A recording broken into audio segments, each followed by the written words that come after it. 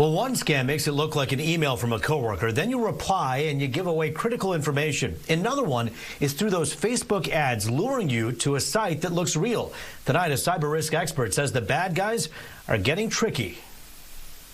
A couple of online scams to look out for. With the governor's new restrictions, more people will likely be cyber shopping.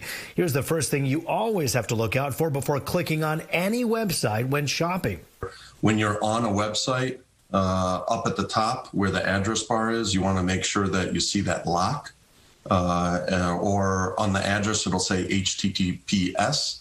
That means that all the information that you're typing into that site and hitting submit on is all secure. The CEO of PC Miracles is a cyber risk expert who says you have to keep your eyes on that address. Then there's social media. Just because that pair of shoes or that stocking stuffer shows up on a Facebook ad doesn't mean it's legit.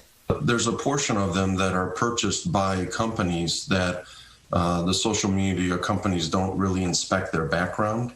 And so they might appear to be a legitimate, but then they're using those links to have you come to their site, and then it might look like one of the valid sites out there.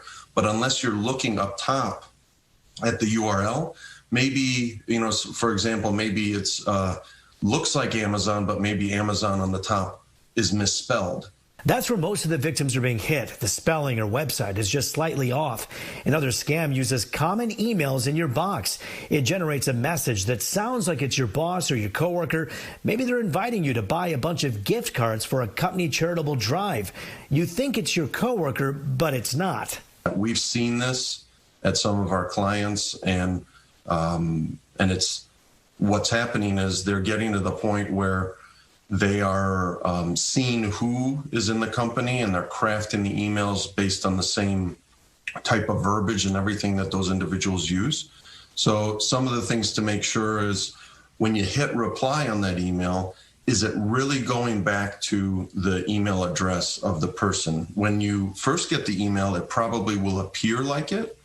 But once you hit reply, it's going to change that address at times. And finally, if you can avoid using your credit card, that's always a good idea. PayPal I would recommend, because you get additional protections through that. I'm also a big proponent of, if you have the ability, some of the credit cards out there today, more and more, you can log into your credit card portal for your account and get a one-time use account number. That way you know that if somebody does get that number, it's not going to be able to be used again. And one more tip from Dan, keep your eyes on your credit card statement. You see, once the scammers get to your bank account, they start with really small charges. If you don't notice and call your bank, the charges get larger by the week.